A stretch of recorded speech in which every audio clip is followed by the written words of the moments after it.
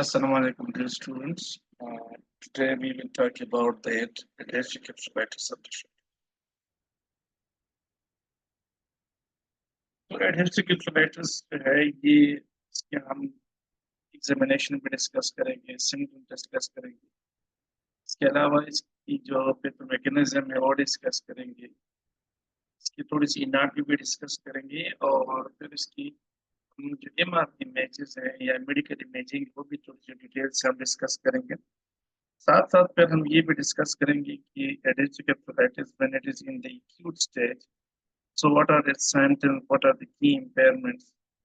इसी तरह जो है अगर if it is the subacute, so then what are the main symptoms, what are the key impairments in it when it is in subacute state, and when it is in the chronic stage, when the symptoms they are mild, what are the signs.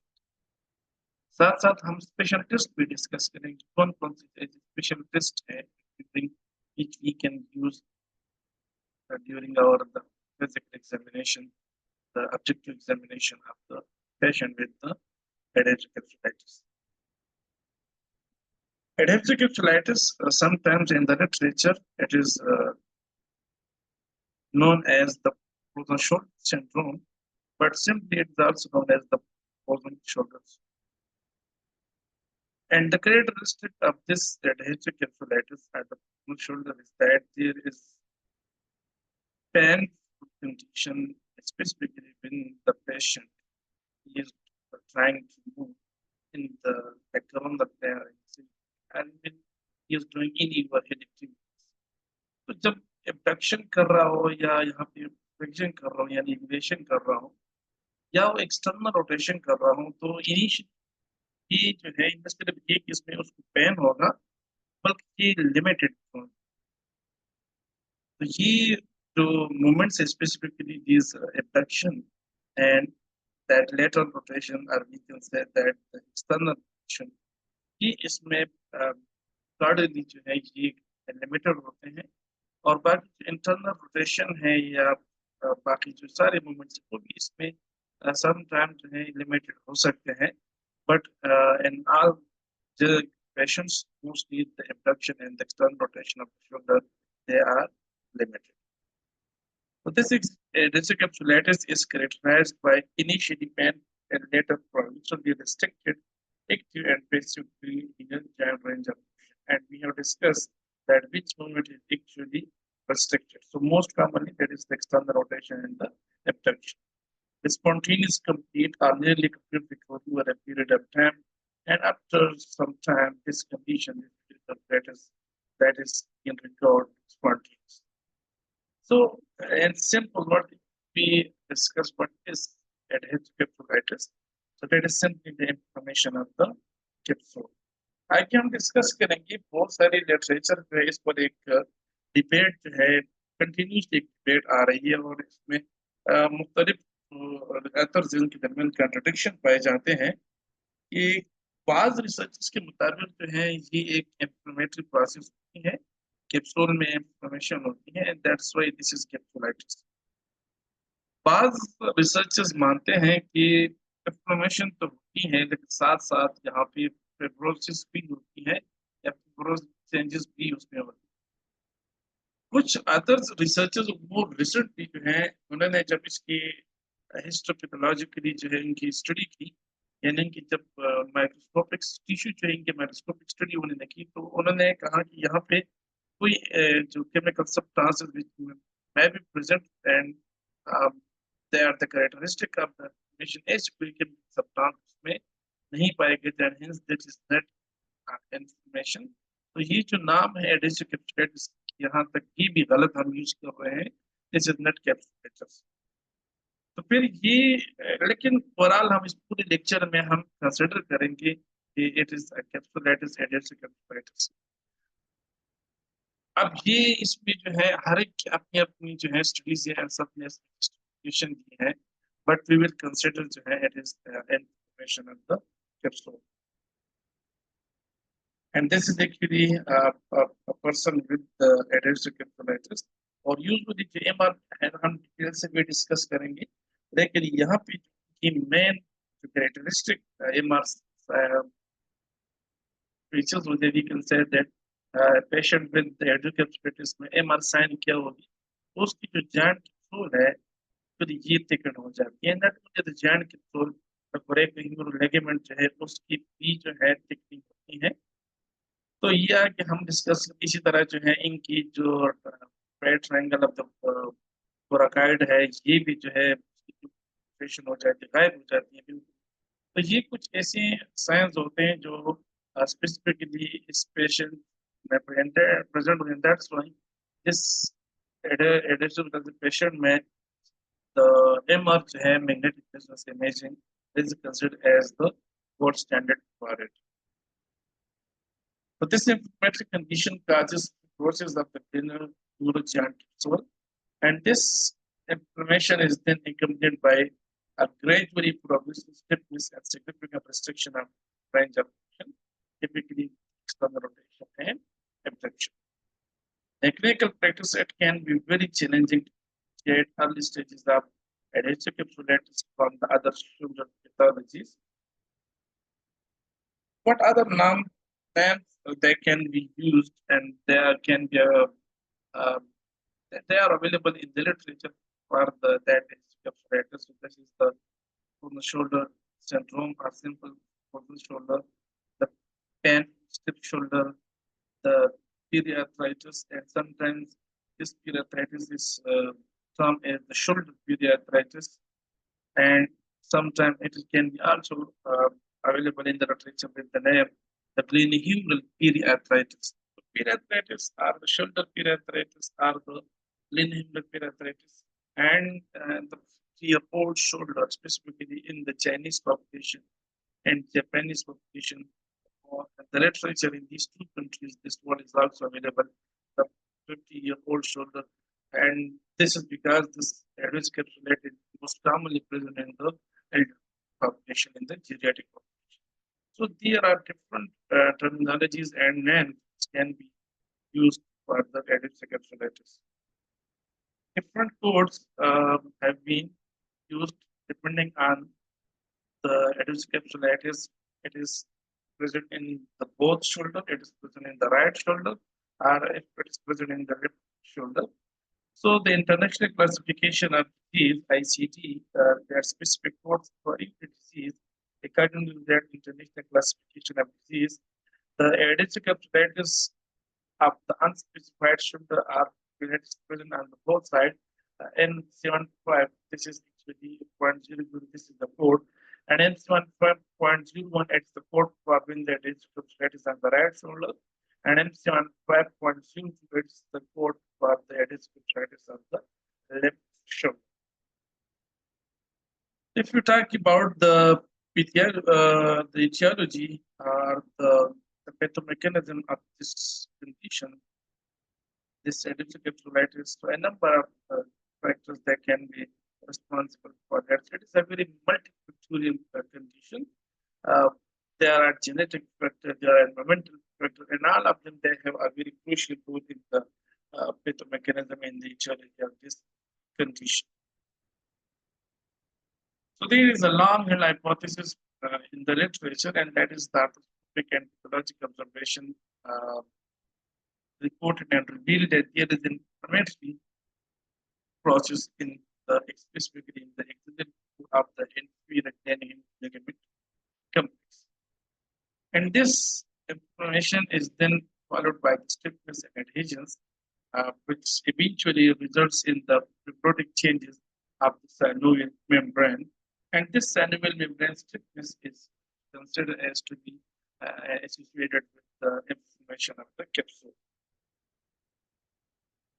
So there is obviously changes in both the scapular movement as well as in the glenohumeral joint movement. And these altered scapular and glenohumeral joint mechanics, these are due to the adhesions and inflammation in the capsule of the shoulder joint. These capsular restriction, we can say that this capsular inflammation, this capsulitis, that then eventually lead to the stress to the tendons of the rotator cuff, and that stress is then converted into the inflammation of those rotator cuff tendon. We talk about the mechanism. Initially, there is inflammation in the capsule, and then it lead to the increase in the stress of the tendon of the rotator cuff, and this abnormal enhanced stress in the tendon that lead to the tendonitis of the rotator cuff, as well as this stress from that inflammation of the hemorrhagic control. They may also lead to inflammation in the subacute bursa.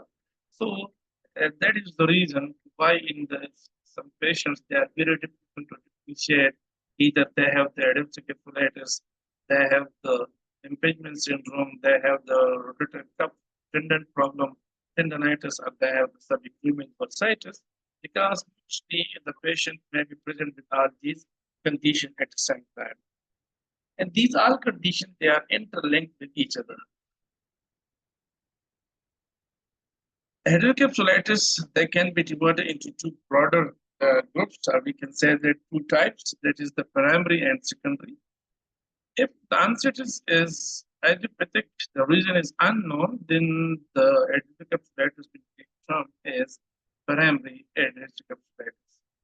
But when the reason is known, and that reason is reason, that may be a systemic disease, that may be a surgical event, there may be a trauma, there may be any reason. But if this adhesive capsulitis is just because of another reason, another condition, another disease, then this adhesive capsulitis will be considered as the secondary adhesive capsulitis. A secondary shoulder can be the result of several predisposing factors, like we discussed in the previous slide, that it may be after the surgery, even it may be present in the patient with CVA, post-stroke patient, and the post-injury or the post-trauma, there may be stiffness in the shoulder, which considered as the adhesive capsulitis. When there is post-injury or after the trauma, when there is some muscle gardening in this patient, so these muscle gardening, we can say that this alteration, these changes, this in the biomechanics of this joint, in the movement pattern of this structure, that is just to prevent and protect this injury from the person.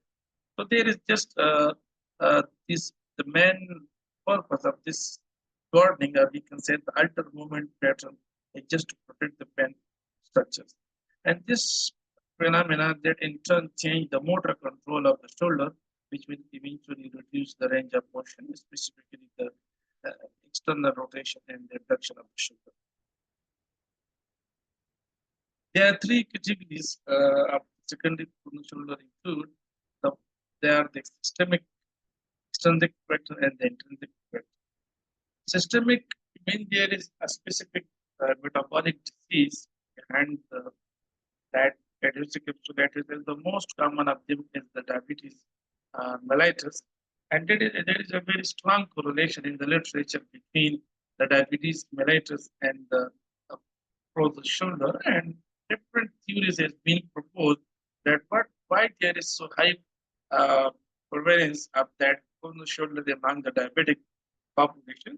The main theory that may be that hormonal changes in the diabetic mellitus. Second, similarly, the secondary adhesive capsulitis that may be extrinsic factor if the cause of this adhesive capsulitis, this is other than the shoulder region and other than the systemic that metabolic condition. When that is the shoulder problem is just because of the cardiopulmonary disease. Cardiopulmonary disease that may be some thoracic trauma, or even after the cardiac surgery, open heart surgery, there is immobilization of that upper quadrant. So that area, that shoulder on that side where it's been immobilized, there may also be some stiffness in the joint. So that is in the secondary adhesive capsulitis. Similarly, it may be because of the cervical disc, maybe because after the stroke, CVA, the cerebrovascular accident, the humerus fracture, and the Parkinson's disease. There is a high situation correlation among the Parkinson's disease and the adhesive capsulitis.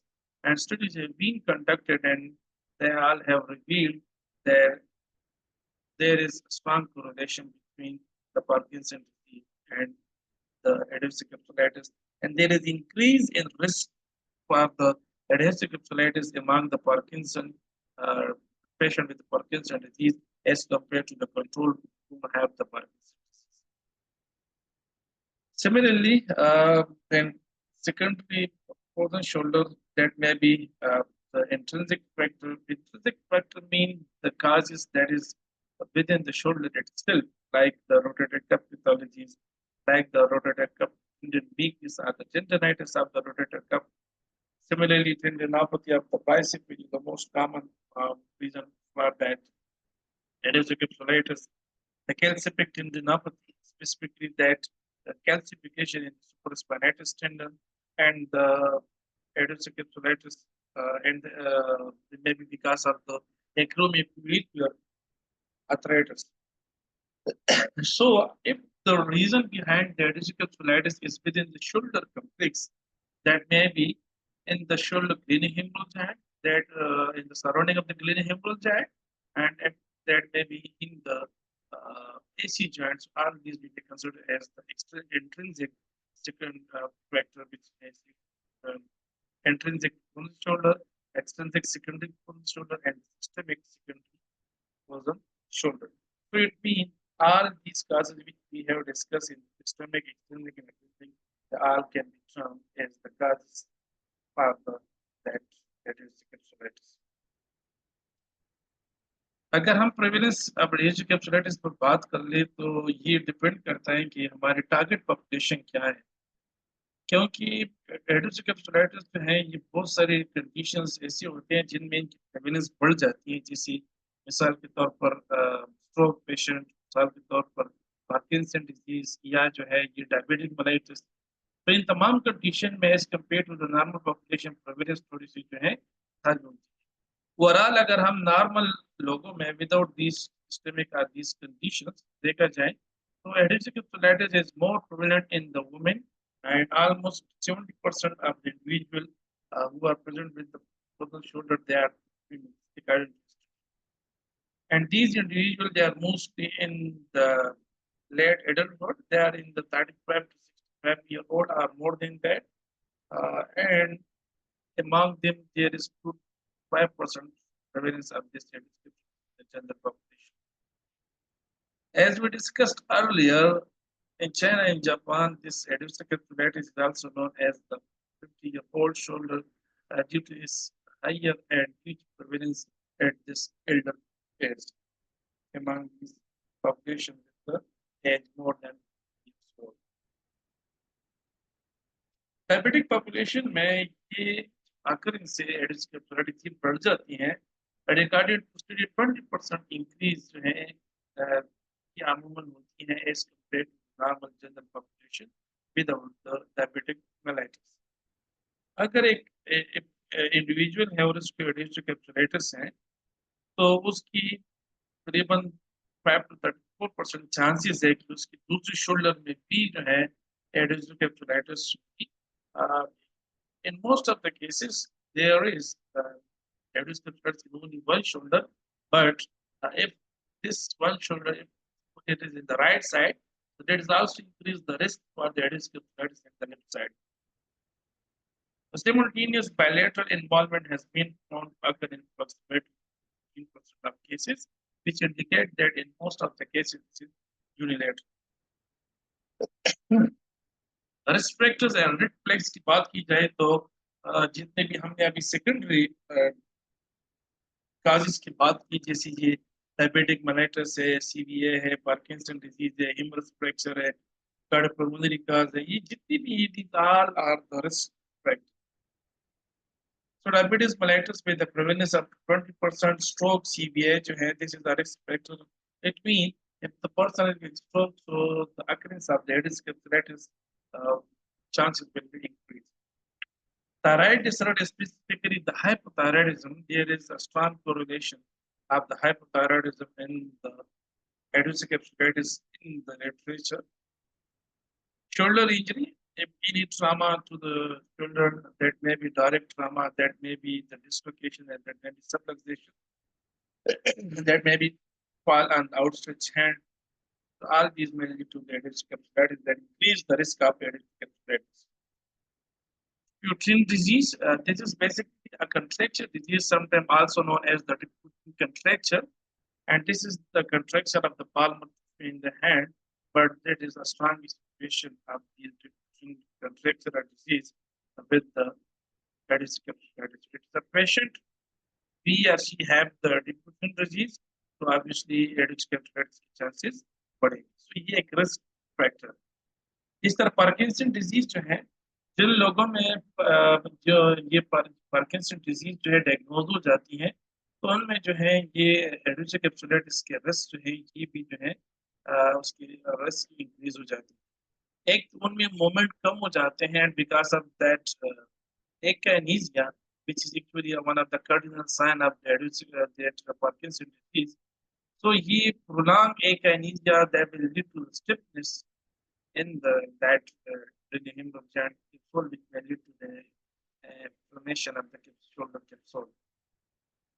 Similarly, complex regional pain syndrome, they may also have a strong significant association between the adhesion capsulitis and the complex regional pain syndrome.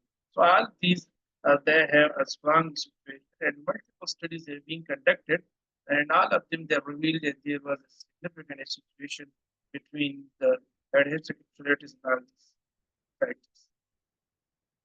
This is the deep uterine contracture. This is the stage A. That has been revealed at the palmar area, and it is like there is no such contraction. Then एक card बन जाता है, ये जो nodule है ये एक card बन जाता है, और जब ये कार्ड डेवलप होता है तो ये अपनी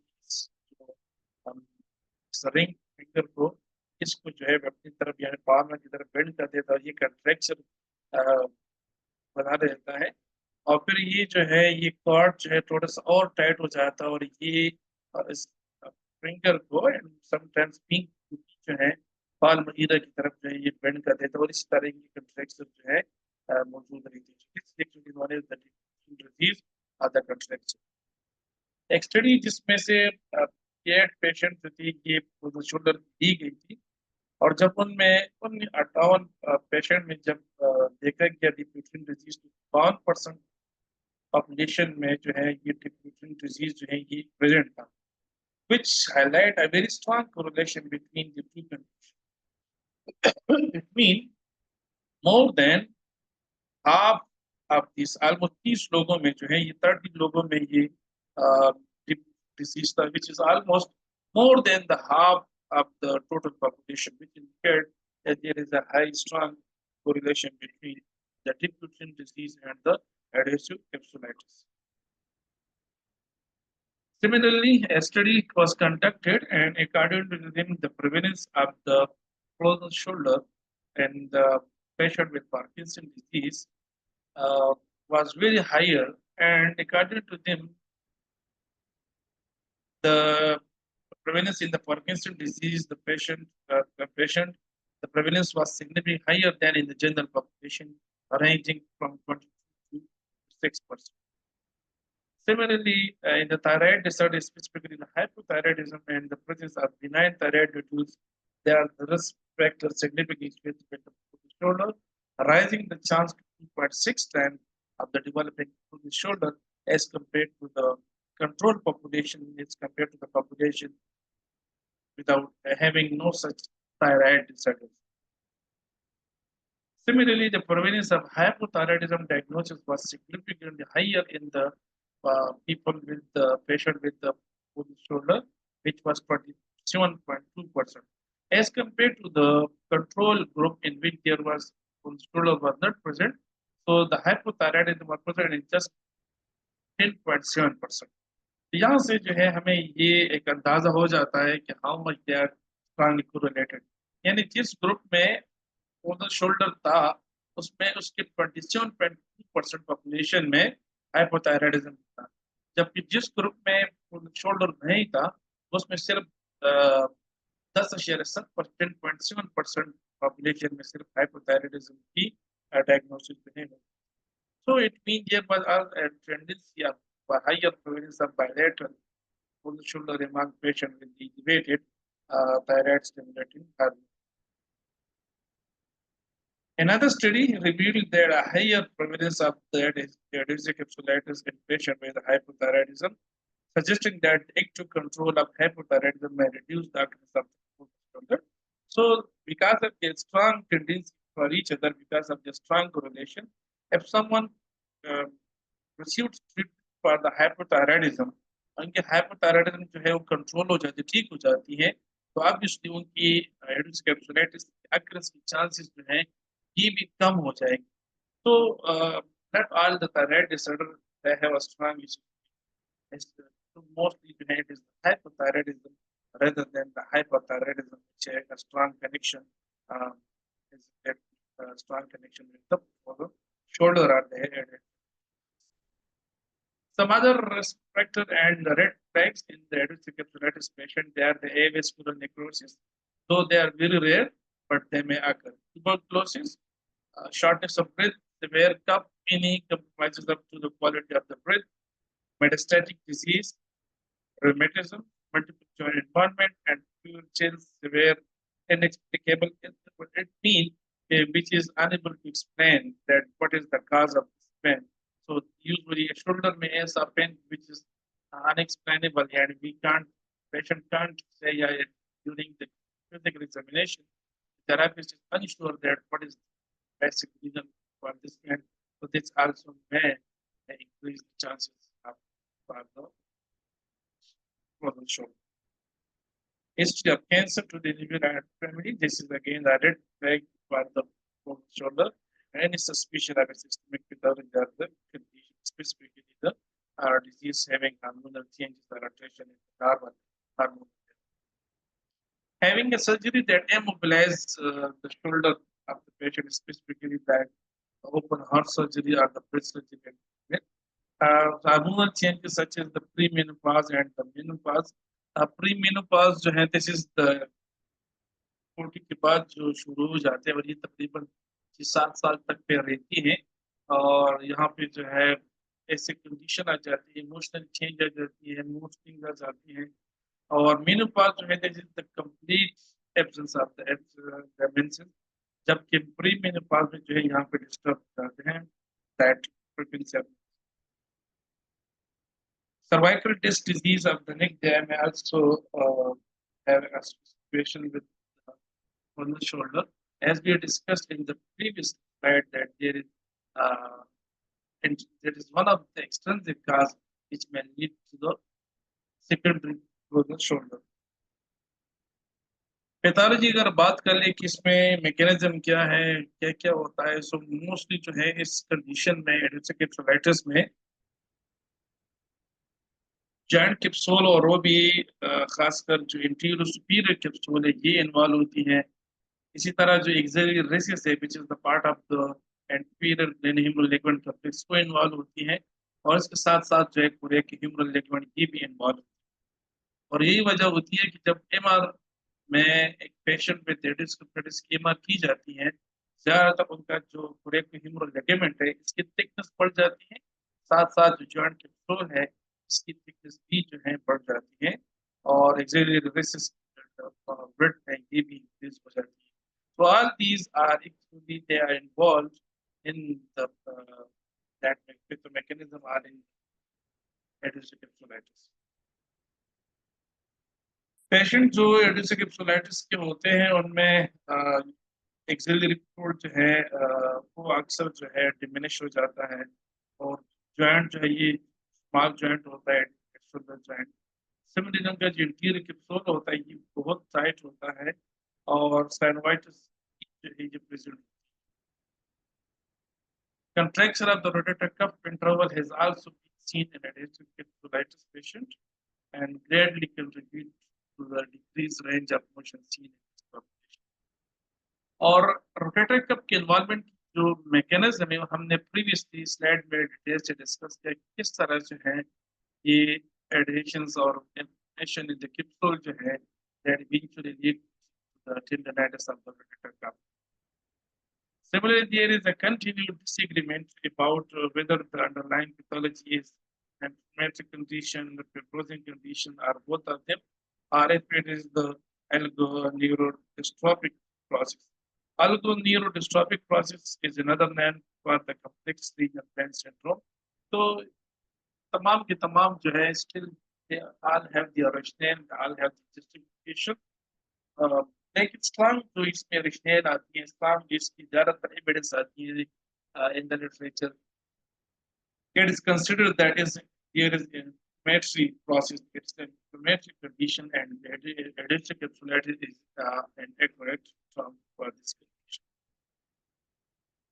According to study, there is cellular inflammation जिसके बाद जो है केवल में प्रोसेस हो जाती है एंड द सीरम साइटोकाइन्स की लेवल जो है ये भी हाई होती है ऐसे पेशेंट में जिनमें कैप्सुलाइटिस होती है. In primary and some secondary case of capsulitis, cytokines have shown to be involved in similar mechanism. और यही वजह है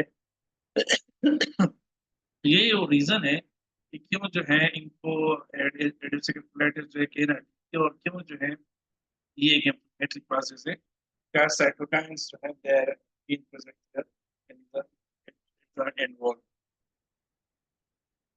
एक स्टडी ने जो है यहाँ तक जो है इसकी रिवील किया था, पोस्ट किया था कि यहाँ पे जो फिब्रोसिस होती है और नॉर्मल जिसमें जो कोलेजन होती है इसकी, क्योंकि वहाँ पे आप इसकी कोलेजन की जो टाइप है ये चेंज हो जाती है तो इन दोनों में एक इम्बैलेंस आ जाती है और यही इम्बैलेंस यानी दिस कैप्सूल की जो एग्रेसिव फिब्रोसिस है और ये कोलेजनस रिमॉडलिंग इन इम्बैलेंस जो है ये एक वजह बन जाते हैं about the stiffness, about the adhesion in the capsule as well as in the ligament structure, specifically the peripheral ligament. A recent study reported that fibroblasts have an activated phenotype in the frozen shoulder, and this is activated with inflammatory cytokine dysregulation. According to this study, there is also a process as well as there is inflammation. Furthermore, the results support the hypothesis that activated fibroblasts may be involved in regulating the inflammatory and the fibrotic process involved in this adhesion. अगर हम patient की history की बात कर ले, अगर हम patient जो है इससे हिस्ट्री लेंगे तो सबसे पहले जो इनका मेन कंप्लेन होगा that will be the lateral shoulder pain. और अकॉर्डिंग टू द पेशेंट ये लेटरल शोल्डर पेन जो है ये एक्टिविटीज उन एक्टिविटीज से वर्सन हो जाएगा, ज्यादा हो जाएगा जो एक्टिविटीज जो है क्लिनिक और और लिगामेंट की स्ट्रेंथ जो है ये ज्यादा कर देगा. And this shoulder pain they will lead to the later on stiffness in the capsule and gradually usually onset of symptoms हैं. यानी एकदम से इस तरह नहीं होता कि पेशेंट इन द पहली वीक में ही इनको स्टिफनेस और पहली वीक में पेन सीवियर नहीं रहती, बल्कि ये ग्रेजुअली जो है इंक्रीमेंटल बेसिस पे होती है, यानी ग्रेजुअली बेसिस पे.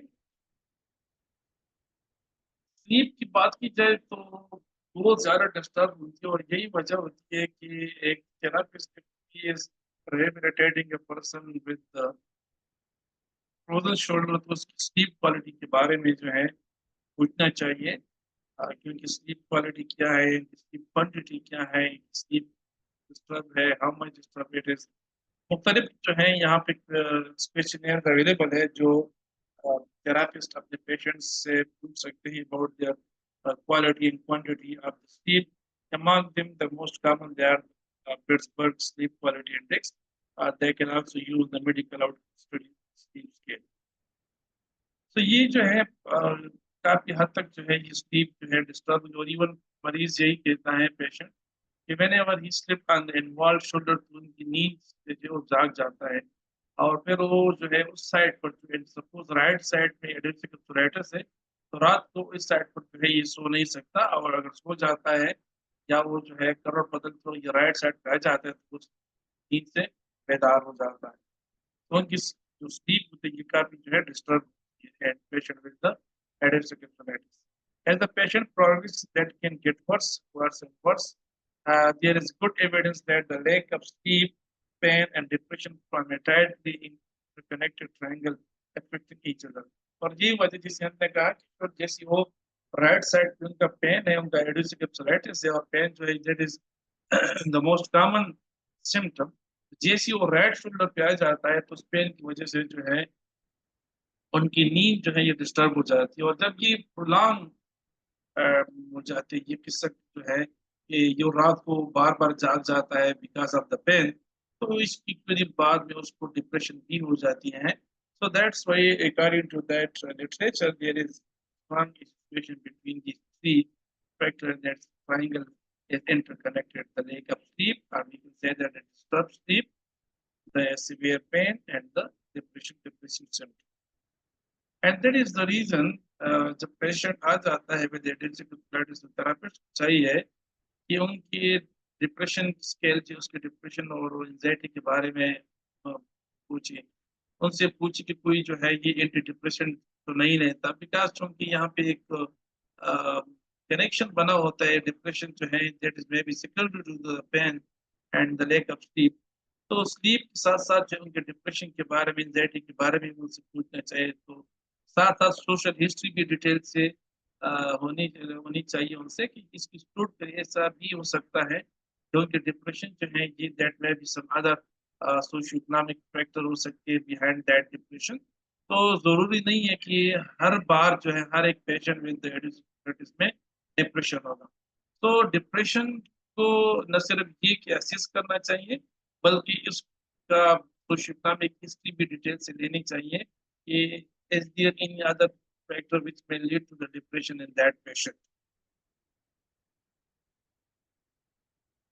अगर हम उसकी बात कर ले कि एडिटिव कैप्सुलाइटिस के पेशेंट में क्या क्या एनाटॉमिक चेंजेस हो जाती हैं, तो उसमें मोस्टली जो है ये जो अवेलेबल स्पेस होती है ना ग्रेनी हेमरोजैन की, उसमें चेंजेस आ जाती है, और ये चेंजेस क्या हो जाते हैं, रिडक्शन आ जाती है।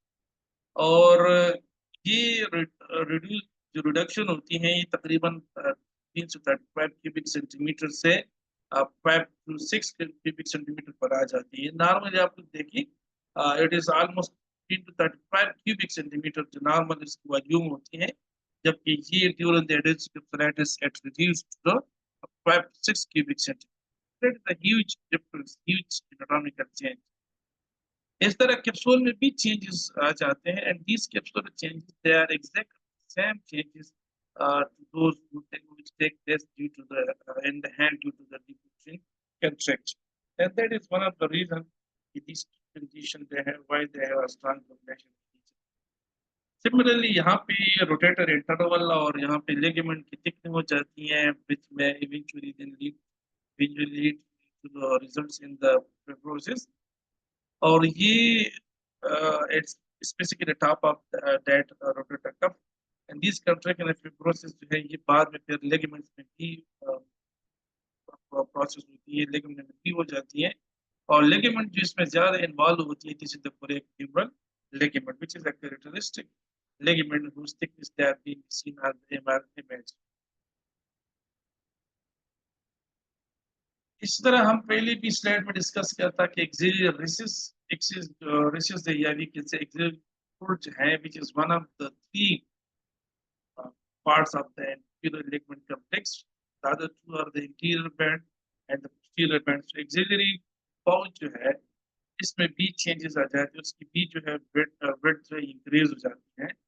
And this auxiliary pouch or this auxiliary that band जो है that it takes the hammock at the bottom of the joint with posterior band on the both sides। So when there is tightening up, we can say that the some fibrosis of this inferior glenular ligament complex, तो ये जो accessory moment है glenular joint इसकी reduction, because of the tightness of this ligament it will lead to the diminishing characteristic of that accessory moments of the joint। अगर हम बात कर ले कैप्सूल के बारे में, सो कैप्सूल ह्यूमन जॉइंट का कैप्सूल जो होता है ये स्ट्रेचेबल होते हैं, और ये तकरीबन 3 to 5 मिलीमीटर डिस्ट्रैक्शन जो है इसकी इजाजत दे रहे थे। और ये इंपॉर्टेंट है ग्रेनी हेमरोजॉइंट, क्योंकि जब हम ग्रेनी हेमरोजॉइंट मूव करते हैं, हम एब्डक्शन करते हैं या फ्लेक्सिंग करते हैं, स्केप्सिंग करते हैं, जब इलिवेशन करते हैं, तो वहां पर ह्यूमरल हेड जो है इसकी interior as well as medial superior जो है ये ट्रांसलेशन होती है, और इन ट्रांसलेशन के इस कैप्सूल का थोड़ा सा फ्लेक्सिबल होना जरूरी होता है। एंड ये जो flexibility है, ये जो control है, that is a very little bit we can say that a minor role in the joint stick। Capsule जो है ये साथ ये इस फ्लेक्सिबिलिटी स्पेस को देने के लिए स्ट्रेचिंग के अलावा जो है ये मुख्तलिफ टेंडन्स और लिगामेंट्स के लिए अटैचमेंट के तौर पर भी काम करते हैं, इनके अटैचमेंट की साइड दे देता है। Specifically that three ligaments, the superior, the middle, and the humeral ligament complex. So all they are attached to the, and that's why sometimes they are also known as the extracapsular ligament, or capsular ligaments. The dynamic action of the rotator cuff tendon that affect on the inner section of the capsule and muscle and ligaments directly attached to the capsule, indirectly to the joint stick. So दो direct इसका contribution तो नहीं है stability में, लेकिन बहुत सारे muscles और लिगामेंट जो इसको अटैच है, they have a crucial part in the that stability of the cranial joint. So we can say that this capsule they have indirect contribution, have indirect contribution to the stability of the shoulder joint. Different studies in the literature they reveal that adhesive capsulitis progresses through three overlapping clinical stages, and these three stages they are the acute breathing or pan phase. Second stage is the adhesive frozen or stiffening phase, and the last stage is the resolution or the time phase. Patient की जब हम subject history लेते हैं तो उसकी पास medical history के बारे में जरूर हमने पूछना है। पास मेडिकल हिस्ट्री में मुख्तलिफ कंडीशंस है, जैसे हमने उसके डायबिटीज मेलाइटिस के बारे में पूछना है, उनकी स्ट्रोक के बारे में पूछनी है, सीवीए के बारे में, इसी तरह उनकी कोई मेजर ट्रामा के बारे में पूछते हैं। साथ साथ जो है इनमें हम कोई अदर हार्मोनल चेंजेस है जैसे हाइपोथायराइडिज्म है, इनकी हम उसके बारे में पूछेंगे। उनकी प्रेजेंट जो पेन है शोल्डर पेन, इसकी हिस्ट्री के बारे में पूछेंगे, कब शुरू हुआ, कितने टाइम से ये आपको पेन महसूस हो रहा है, और बाकी जो इसकी हिस्ट्री में हमें कंडीशन मिलेगी दैट हाइपोथायराइडिज्म है या स्ट्रोक है या और भी जो कंडीशन डायबिटिक मेलाइटिस है, तो क्या ये इस पेन से पहले मौजूद थे या आपकी शोल्डर पेन के बाद आ गए हैं। इस दोनों की जो है हम फिर कोरिलेशन क्रोनोलॉजी देखेंगे कि पहले जो है डायबिटीज मेलाइटिस पहले था तो बाद में ये आ गई, so it is may be considered that it is not an idiopathic, it is a secondary encephalitis, and if the patient is going to control that level of sugar, or we can say that control the diabetes mellitus, obviously they will decline in the symptoms of the pain के distribution के बारे में पूछना चाहिए, pen की severity के बारे में पूछना चाहिए, and all other factor which may increase the pain intensity that can be asked in subject to history of the patient with that। जब हम ऑब्जेक्टिव हिस्ट्री में आ जाते हैं ऑब्जेक्टिव एग्जामिनेशन में, तो फिर हम उसकी रेंज ऑफ मोशन जो है ये असिस्ट करते हैं और तीन करते हैं, यानी हम इसकी एक्टिव रेंज ऑफ मोशन भी असेस करते हैं, उनकी पैसिव रेंज ऑफ मोशन भी असेस करते हैं, और range of motion with poor pressure जो है ये भी हम असेस करते हैं। सिमिलरली शोल्डर की जो डिफरेंट मूवमेंट्स है, specifically internal rotation, external rotation, the abduction and the external, the adduction and flexion, all these movements they should be assessed। और जो लिमिटेशन कॉमनली मिलती हैं as we have discussed multiple times in these slides, so initially there will be more limitation in the abduction and external rotation, and later on there may be some limitation in the internal rotation। After the history जो हमें common impairment जो है वो मिलेंगे, that is the gradual decrease in the active and passive range of motion, that may be because of the pain, or that may be because of the stiffness and adhesions in the joint control। और जो range हमें कम मिलेगी that would be external rotation and adduction mostly, and which an internal rotation that may also be limited and patient with adhesions। And range भी उनको pen होगा और over pressure के साथ जो इनको और भी पेन इंक्रीज होगा. So external rotation with abduction is typically the most pain at the end range. Limited then hemolysis removes वो भी जो है कम हो जाते हैं. Patient frequently have difficulty with the grooming, performing the overhead activities, dressing and particularly the fastening items behind the back. इन तमाम में इसको बहुत जो है मसले मसाइल होंगे. और ये सारे काम जो है मतलब ये है कि पेन के साथ और गिनती के साथ जो है मुश्किल से ये एग्जीक्यूट करेगा. Adhesive capsulitis is considered to be a self limiting disease और कुछ सालों के बाद बाद में 6 महीनों में खुद ठीक हो जाता है और बाद में जो है 10-11 साल तक ले जाते हैं लेकिन ये जो है पेन एंड स्टिफ सब खुद बहुत जो है ये ठीक हो जाते हैं पेशेंट. Physical features examination में हम this is the proper position to assist the external rotation of the glenohumeral joint. This is the internal rotation of the glenohumeral joint. यहाँ तक जो है ये हम देख सकते हैं कि कुछ हद तक जो हम एब्डक्शन करेंगी और एब्डक्शन के बाद जो अवेलेबल एब्डक्शन रेंज है उसमें फिर हम चेक करेंगे both internal and external rotation. Similarly यहाँ पे शोल्डर फ्लेक्शन जो है वो इसी तरीके से हम असिस कर सकते हैं.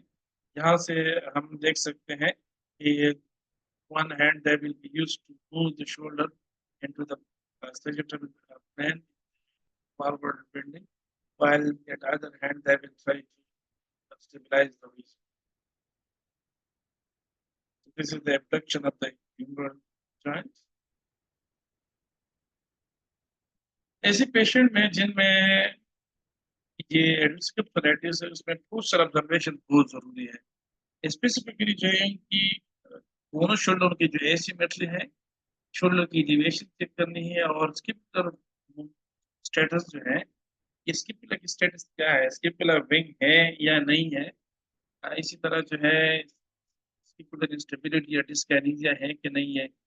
इसके अलावा जो है जब एलिवेशन होती है तो किस टाइम पे या कितने डिग्री ऑफ फ्लेक्शन पे जो है स्किपुलर मूवमेंट जो है शुरू हो जाती है. अमूमन जब एक पेशेंट मूवमेंट करता है तो 60 डिग्री के बाद जो है स्किपुलर मूवमेंट शुरू हो जाती है.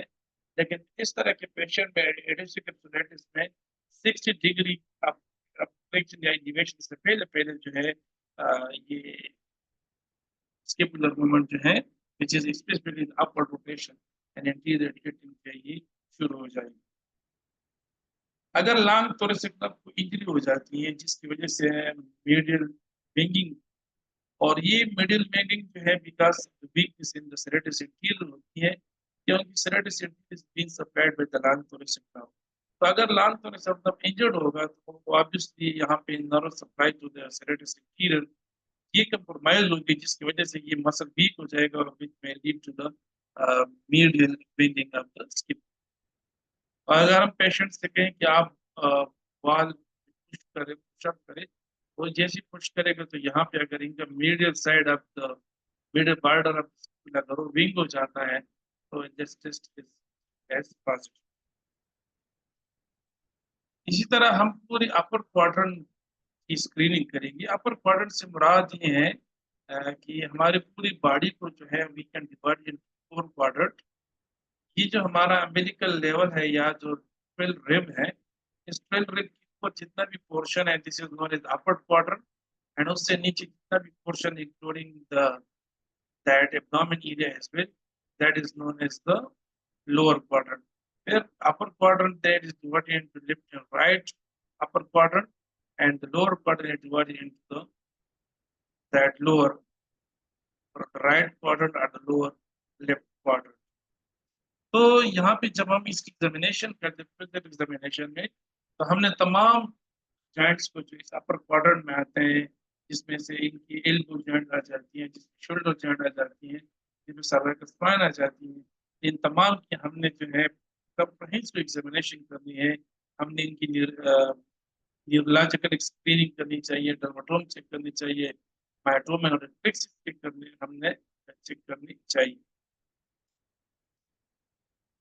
अगर हम ग्लेनह्यूमरल लिगामेंट इवैल्यूएशन करें तो दिया स्पेशल मैनेवर्स होते हैं, स्पेशल फीचर्स होते हैं जिसके जरिए हम interior ligament, interior middle ligament, superior ligament as well as peripheral ligament को हम असेस करते हैं। तो इन तमाम की जो है एक स्पेसिफिक फीचर्स होते हैं। This is the procedure, or we can say that the process for assessing the superior ligament and the peripheral ligament. इन से पहले थोड़ा सा बायोमैकेनिक्स समझ जो है बहुत जरूरी है इन लिगामेंट्स के लिए कि जब हमारे हाथ जो है हैंगिंग हालत में होती है यानी हमारे साइड के साथ पैरेलल होते हैं तो इसकी जो स्टेबिलिटी प्रोवाइड होती है मसल से ये जो सुपीरियर लिगामेंट है वो लिगामेंट प्रोवाइड कर देती है। और जैसी चीज की हम एबडक्शन या इस तरह की 90 डिग्री की तरफ चलते हैं तो ये ड्यूटी जो है ये लिगामेंट से फिर ये मिडिल लिगामेंट पर और फिर इसकी 60 डिग्री के बाद जो है ये ड्यूटी शुरू हो जाती है लिगामेंट। तो इस लिगामेंट लिगामेंट की सुपीरियर कंपोनेंट और as well as peripheral ligament को असिस्ट करने के लिए पेशेंट जो है ये सुपाइन पोजीशन में होगा टेबल पर, जबकि स्किपुला जो है ये सपोर्टेड होगा विद द आर्म। फिर थेरेपिस्ट क्या करेगा, वो एक्सटर्नल रोटेशन अप्लाई करेगा और उस हद तक अप्लाई करेगा जब तक इसको लगे कि भाई एक फील मिल गई है, this is now end of the available range of motion for the external rotation. इस एक्सटर्नल रोटेशन को बरकरार रख के पेशेंट को एक इंटीरियर ग्लाइड देगा ह्यूमरल हेड को, और फिर which will assess the posterior and lateral band of these two ligaments.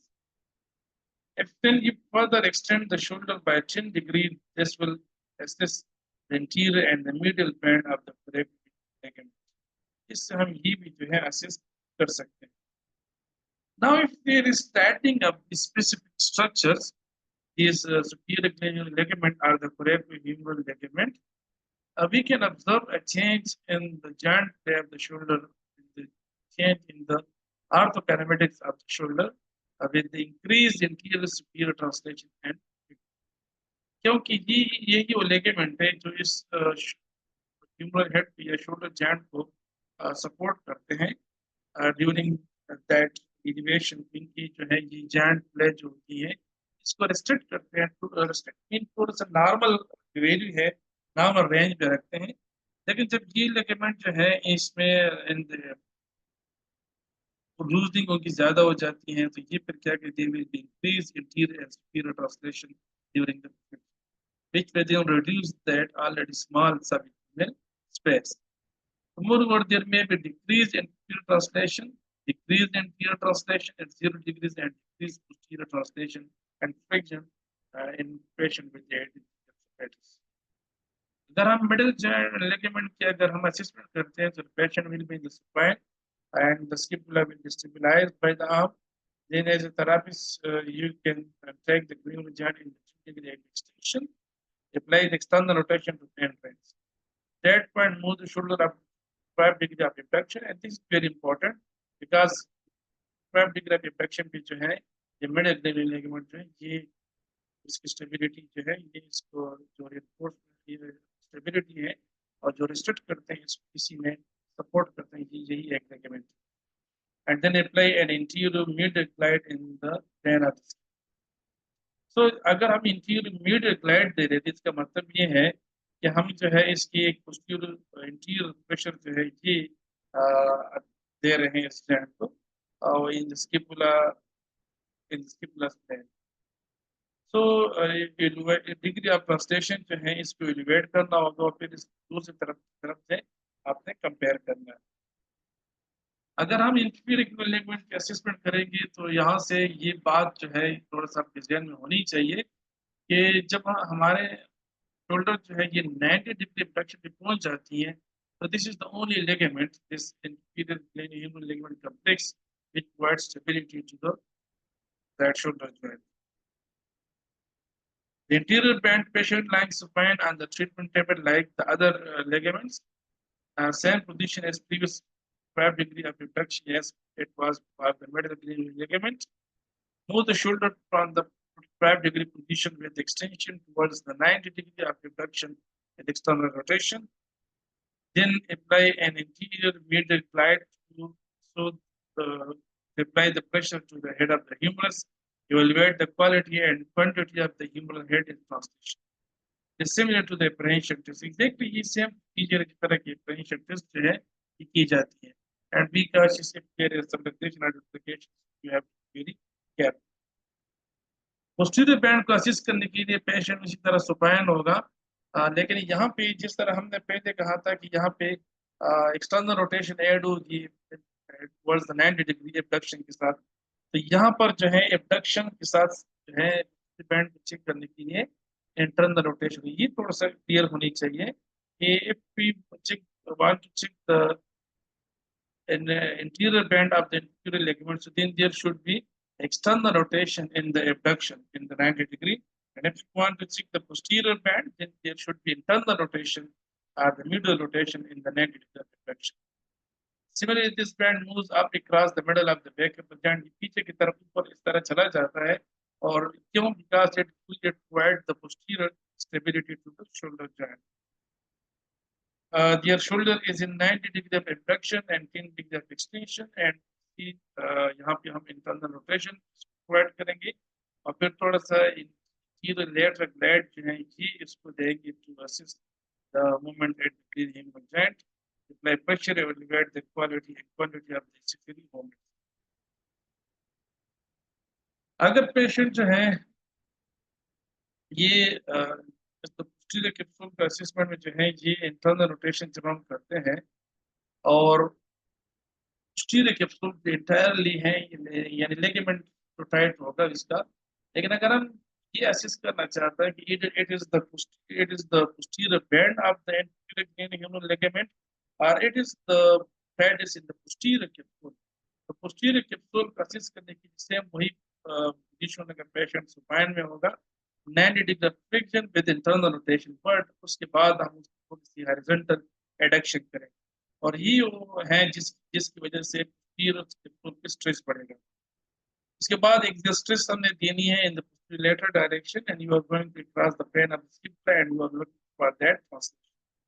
This is similar to the testing for the posterior instability of the perihumeral joint, and that is known as the posterior labor fear test. The therapist should be aware for the response from the patient in this position. This is another physical test which can be used in the physical examination of the patient with administrative psoriasis, and this is known as the shoulder shrug sign. And during this test, if there is inability to lift the arm to the mandibular abduction without elevating the whole scapular, if the person is trying to elevate the shoulder to the mandibular abduction, so there will be overall movements of the entire pelvic girdle. Previously, this test was also situated with the rotator cuff disease, but more commonly it is being situated with the clinical arthritis, physical psoriasis, and the rotator cuff tears. It is a very high sensitivity, and that's why it is one of the best tests to rule out the adhesive psoriasis, because if a test is higher sensitivity, so it can be used for the rule out of the excluding the adhesive psoriasis. This is the shoulder shrug sign. Researchers investigated the reliability of three function tests which have been related to the patient with shoulder pathology. And these three movements were hand to neck, hand to scapula, and hand to opposite scapula. And तमाम के तमाम movements की जो reliability आ रही थी excellent और इनके दरमियान जो कोरिलेशन थी ये moderate. This is the hand to neck movement, in which there is a combination of the shoulder flexion, in abduction, and the external rotation. And this hand to neck is similar activity which we are having during the execution of combing hair or putting on a necklace. Hand to scapula that involves the shoulder extension. We can see here the back, this is the shoulder extension, then the abduction as well as the internal rotation of the shoulder. And this is similarly, this moment is similar which we use in the routine during, suppose if we are going to pick something from our back pocket, so we will having the extension of the shoulder, abduction of the shoulder, and internal rotation of the shoulder. And to the opposite scapula, this is also the twist to assist the tightness in the posterior hip, in which there is shoulder flexion and there is horizontal reduction. And actually, this is the test which is used to check the integrity to tightness of the posterior capsule. This test is also known as the scar test and sometimes also known as the cross body reduction, as the body has been placed on the opposite shoulder, so it crosses the whole body. It crosses the chest. This is the sign which is known as the subcoracoid triangle sign, and this is the not a physical sign. This sign is present on the MR. जब MRI की जाती है patient with एडिनोसिस तो उसमें से one of the important sign जो है is the subcoracoid triangle sign. अब ये साइन क्या थी इसको पहले समझने के लिए इसकी डाट में थोड़ा सा जो है जरूरी है. There is एक lipid we can say fat tissue होती है जो कोराकोइड करीब जिसको एक triangular shape fat substance material होती है जिसको कहा जाता है सबकोराकोइड फैट ट्रायंगल. तो जब यहाँ पे एडिनोसिस कैप्सुलाइटिस शुरू हो जाती है because of the fibrosis and the inflammation changes of the arthritis peri joint structures like the ligament, especially the coracoid ligament and the rotator cuff tendon.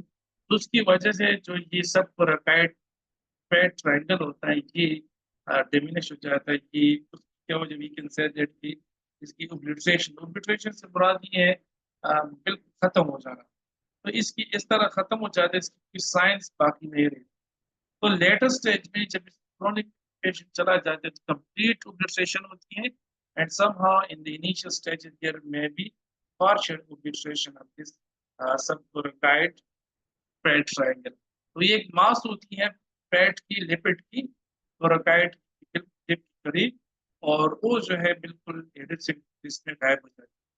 तो नॉर्मली अगर आप T2 या T1 जो है इस पर कर ले इमेज कर ले तो नॉर्मली इस एरिया पे आपको एक ब्राइटनेस मिलेगी, वाइटनेस मिलेगी which is a fat that look brighter on the MR if it is not a fat suppressed sequence. अगर फैट सप्रेस्ड नहीं है तो फिर वहां पे ये आपको ब्राइट नजर आएगी.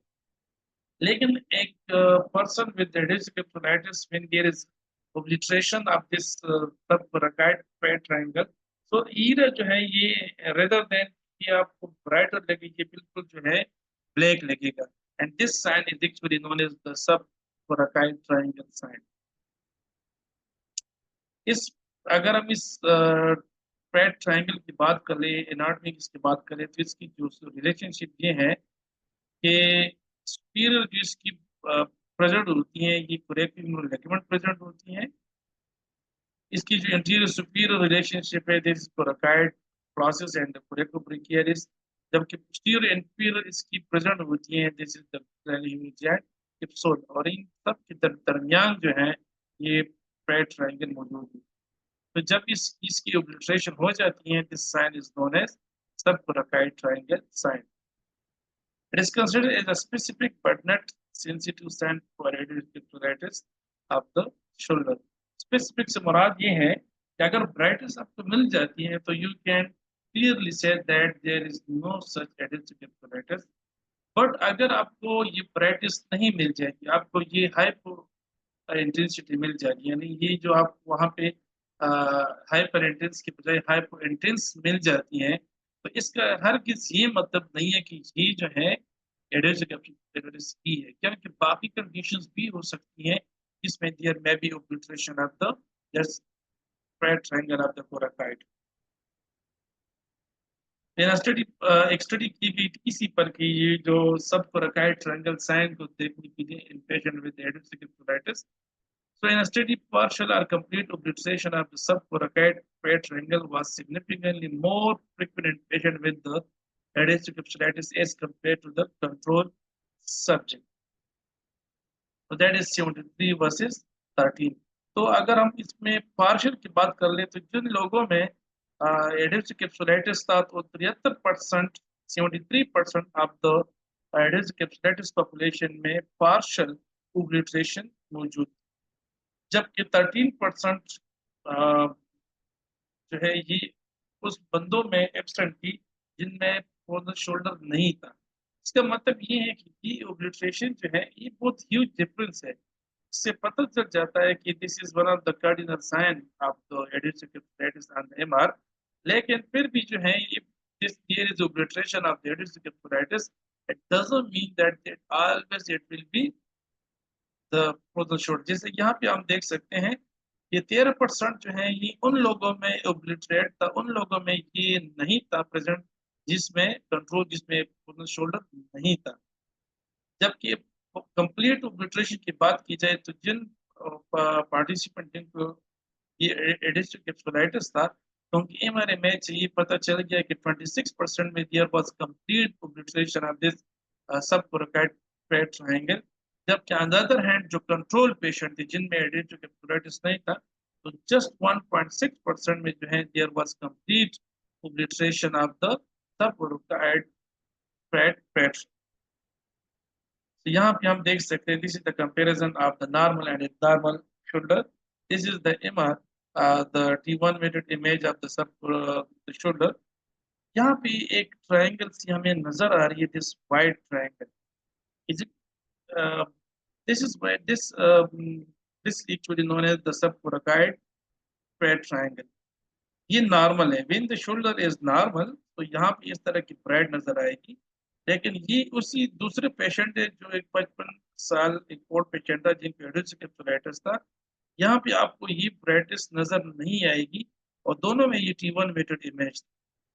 So this is actually the this sign, no, this obliteration of this red triangle, the subcoracoid red triangle is known as the subcoracoid triangle sign।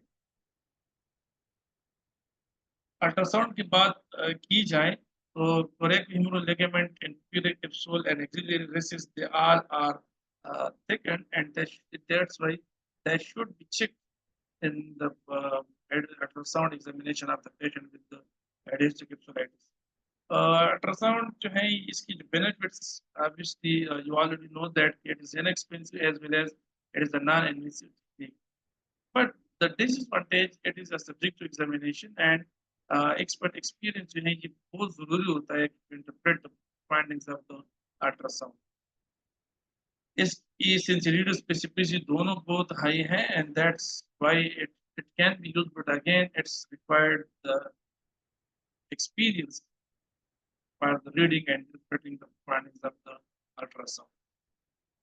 इस findings की बात की जाए कि when there is एक एक्सपीरियंस बंदा जब इनको अल्ट्रासाउंड कराता है तो इनको क्या क्या characteristic sign मिल जाएंगे अंदर ultrasound. So that is there will be enhanced vascularity and hypoechoic change within the rotator cuff interval।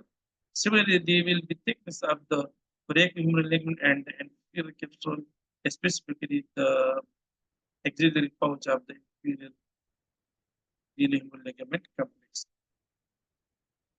The sensitivity and specificity, the positive and predictive value and the negative predictive value, they all are very high for the ultrasound and when it is used for the diagnosis of capsulitis।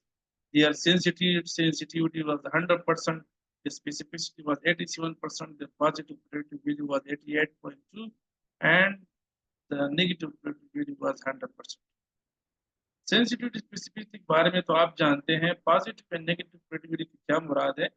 Positive प्रेडिक्टिविटी से मुराद ये है कि जितनी भी positive reports आ रहे हैं, चाहे वो पॉजिटिव या फॉल्स पॉजिटिव है, उन तमाम में what is the ratio of the true positive, that the ratio of true positive to the all positive report is known as the positive predictive value।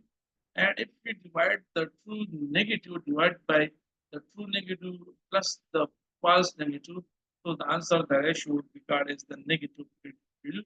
तो इस अल्ट्रासाउंड की जो है कि तमाम जो डायग्नोस्टिक इसके पैरामीटर्स है like the specificity, sensitivity, positive predictive value and the negative predictive value, तमाम की तमाम जो थे ये 80+ थे, there was 100%, 87%, 88.2%, 100% for the sensitivity specifically the PPV and the NPV.